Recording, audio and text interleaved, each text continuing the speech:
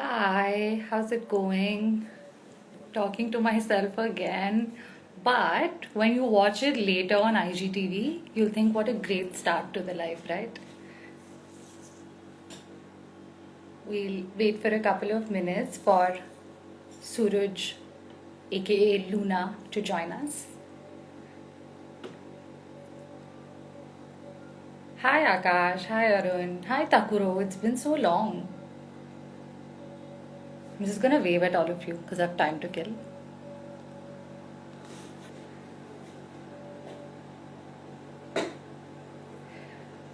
So, very excited to have this conversation. Yeah, me too. I'm so excited, Akash, about drag culture. Hi, Tanisha. Just going to wave to you as well.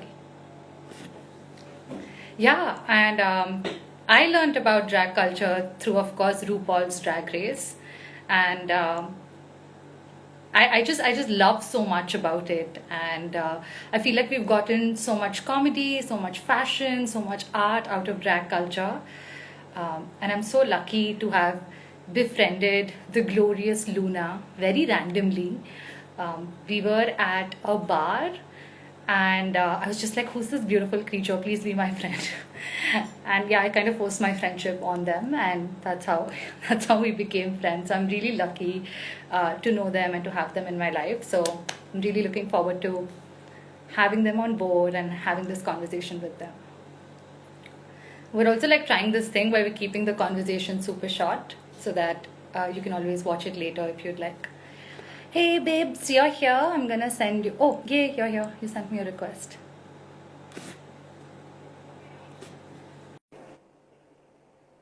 Oh my gosh, so excited. Cannot wait.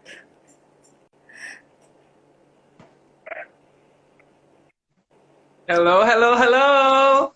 Look at you. Why are you always this flawless? It's not Well, there is no secret if you're looking for one. fair. Yeah, I was actually telling the audience met very randomly at a bar, and I forced my friendship on her. My friend, love me. How we became friends. Yes, we have to do that again, huh? That was really a nice evening, actually. It was right after Pride. We randomly met at a bar, and yeah, it was the best. Yeah. Yes, and we kind of hit it off right away, and we were like talking about different things, and it was really, really fun. We should do it It again. was really, I mean, if and when like COVID allows us to, but yeah, we should really do it again. Yes. Let me quickly introduce you to our lovely audience. Suruj, aka Glorious Luna, is an actor, a model, an actor whose short film has now been shortlisted for the Berlin Short Film Festival, if I'm not wrong. It's called Bodies of Desire. You should check it out. Yeah, actor, model, makeup artist, evidently, drag performer, and the founder of Queer Carnival. You have to check out that page. They host incredible queer events throughout the year, and you all have gone like online so effectively. Like you've taken the pandemic on your stride, and like you've taken all the performances online. And I see you all do some Yes. very, yeah. How's that been going? That's been going. I mean, I just hosted the second season. Not season. It was like like an episode of an hour, very recently, and it's going all right. I mean, I look forward to doing more with Queer Carnival, and probably, hopefully, I get to do like a live, like how drag performance generally happen in a club or something like that. Yeah, I mean, it's been because we all had to rethink and reevaluate everything during I mean, this whole pandemic situation. So I was just thinking, oh, I mean, I cannot be like sitting at home, and it gave me a lot of anxiety, and I was suffering from a lot of, like panic attacks, constant, and probably because I was empty-headed and I had nothing to do, and I was like, no, I have to really do something, and then what best can I do than performance and getting all these queer artists together. And yeah, this queer carnival is basically is a platform for anybody who's queer and anybody who's a performer. It's not only limited to drag queens or anything like that. We have trans queens, we have bio queens, we have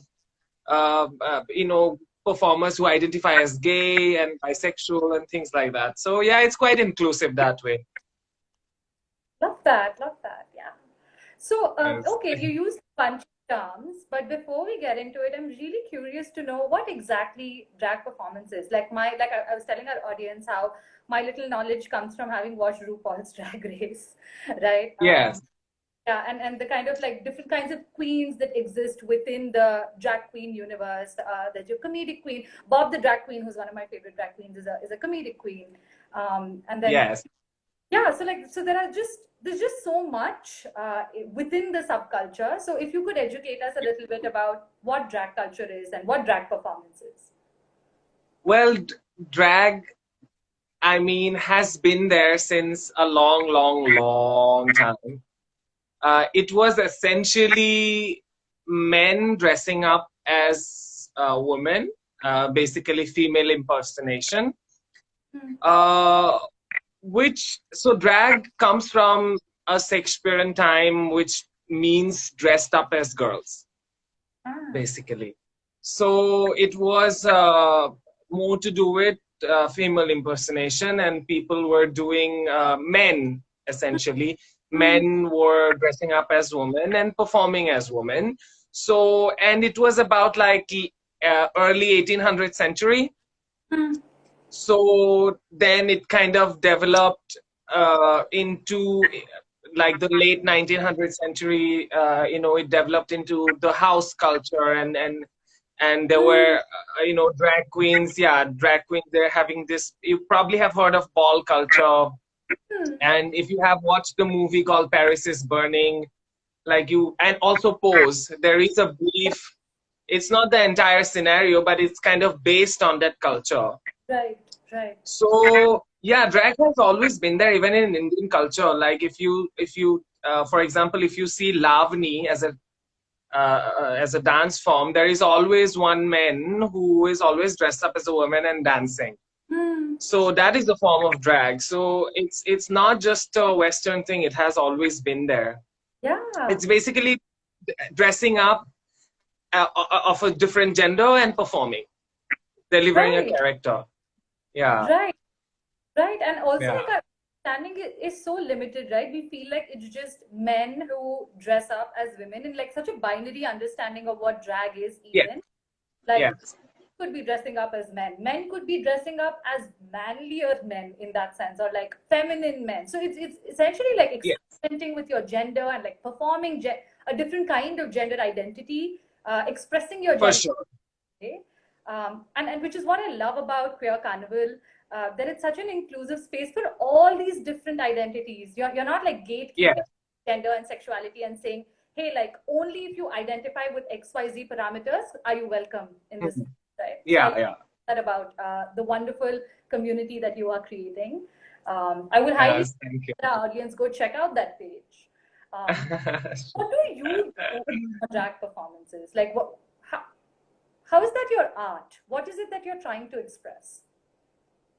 What am I trying to express? I guess all my life I was very introverted, and I could never, in my school, I could never express.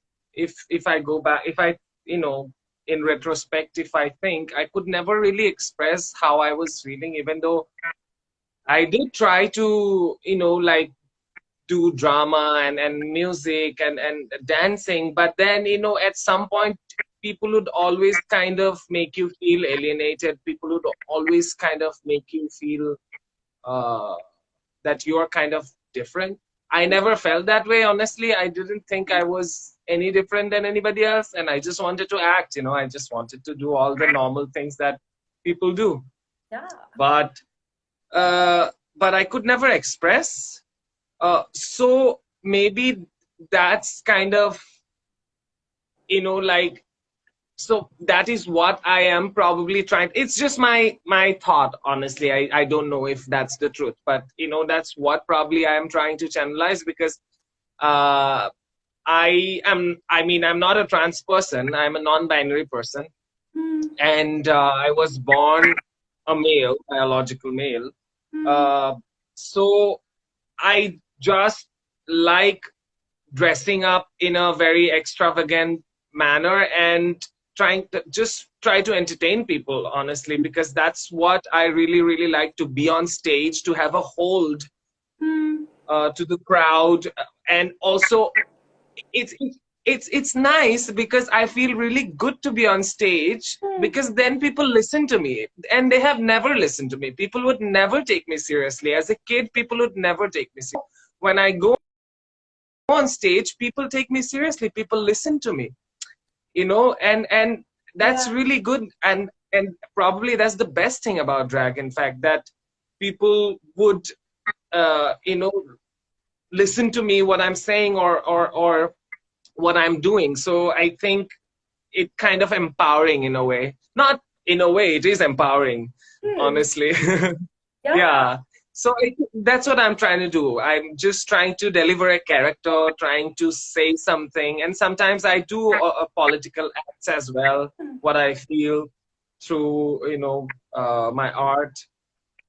And doing drag is almost like a political thing anyways. When you are born a male and then you are putting up a costume, it's a political statement anyway. So my existence, in a way, of being a drag queen is a political statement in itself. Yeah, and it really like baffles me, like the stigma against something so wonderful, so something so truly marvelous, because we're all in costume anyway.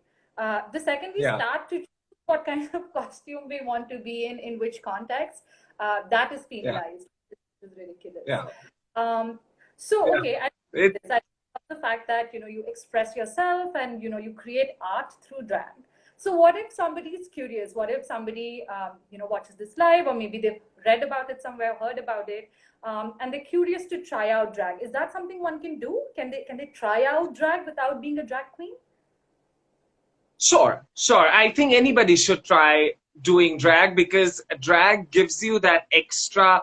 Like, some people are super introverted in their daily life. They cannot really express a lot of things. But when you like put on that big wig and that big outfits, you already kind of feel very confident, and you feel like, oh, you can just say anything and get away with it. And that's true. You can just say anything and get away with it, because that's the power of that's the power of drag queens, honestly. And people who want to express and who are not able to do it because for so and so reason, I think drag is a very good way to channelize your thoughts and to let it out. I think anybody could do drag, but especially when women, biological women, are doing drag, they are called bio queens.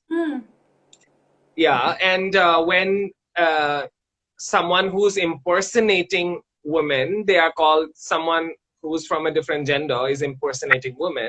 They are called drag queens. And trans people also can do drag, but then they would be called trans queens. Yeah, Peppermint, one of my favorite trans queens. Yeah. Yes, Peppermint. Yes, exactly. Yeah. No, it's there are a few. Monica Beverly Hills, Sonique. And then there is another favorite drag queen of mine, who's from UK. I'm forgetting her name, but I'll send you her profile later. And she's amazing. She's a sculptor. She makes sculptures, beautiful sculptures, and at the same time, she also does drag, which is incredible. She has a very good style. It's nice. I'll send you her profile. Please do. We'll share it with our audience as well. I love what you said about like living a fantasy that you may not have, you may not otherwise have access to, or like embodying another person. Or just like the side to yourself. And I saw that in the show that you mentioned in Pose as well, where they talk about how like this helps them, and even Paris is Burning, like they talk about how this helps like become and embody this person who they may not otherwise have ever had Yeah. the chance to. Yeah, yeah. So Yeah. that's very, yeah. It is because we all have, as human beings, I guess, we all have a lot of characters within us, but it's, but we could never express it because society would say, oh, you have to act in a certain way, you have to do it in a certain way, but we all, the human beings are not like that. We have so many characters within us, we have so many emotions within us, but we generally are not able to express, so I think drag is a good way to express all of these emotions and all of these characters, so it's very liberating that way. Yeah. I love that. So if you had like one final message for anybody out there who wants to try out drag a little bit, what would you say? Don't do it. It takes 6 hours. It takes 6 hours to get ready. But no, anybody can do drag. I think drag is a very, very, very therapeutic form of art because you kind of spend 6 hours with yourself experimenting, and how lovely is that? Like it's almost like you have a blank canvas and you can create something in that blank canvas, and you can just do anything at whatever you want to. Like you can pick an emotion, for example, oh, today you are feeling a bit grungy, then you can just paint yourself as someone who's like a little punk rock, and and feel that fantasy. So it's about feeling that fantasy, so do it. Please do not stop yourself or do not limit yourself thinking that, oh, what people would say, because people would anyway say anything, so do not think about it. Yeah, whatever, no matter like how good you do or whatever you do, people would anyways have to say something or the other, so yeah. Well said. Yeah. Thank you so much. On that incredible note, we're going to end this live because we're also trying to keep the content short so that people are able to view it later and use information fatigue. But thank you so much for coming along and having this conversation with me. We're going to be, of course, sharing your page and content from your page. We'll also share the link to Bodies of Desire. Very excited to watch it. And congratulations, shortlisted for the Berlin Film Festival. Is that correct? Did I get that? Yes. Oh. Berlin Commercial Film Festival. Yeah, I'm very, very, it was almost like a dream coming true, like, oh, I could never, like, as a little gay child, can you imagine? Like, you never, like, even, I had so many dreams, but I never thought, these dreams would come true because I always felt so oppressed, but now it's slowly happening and people are normalizing drag as well and all of these. So I'm very happy about it. Thank you. Yeah, and of course, DM you right after this. Thank you for inviting me, because thank you for keeping the conversation flowing as well. I mean, it's so good of you to do that, and thank you for inviting me to your little show. Of course, and like, I mean, yeah, I'm just gonna say it again that you look gorgeous, and yeah, thank you. You also look very pretty, huh? Thank you. I was like, I fished so hard for it, and finally that comes. No, I always found you pretty. I told you the first time also, you're very pretty. Thank you. And without makeup, see? No, I have some makeup on. Well, you didn't have to say that, did you? All right. Bye-bye. Have a good night.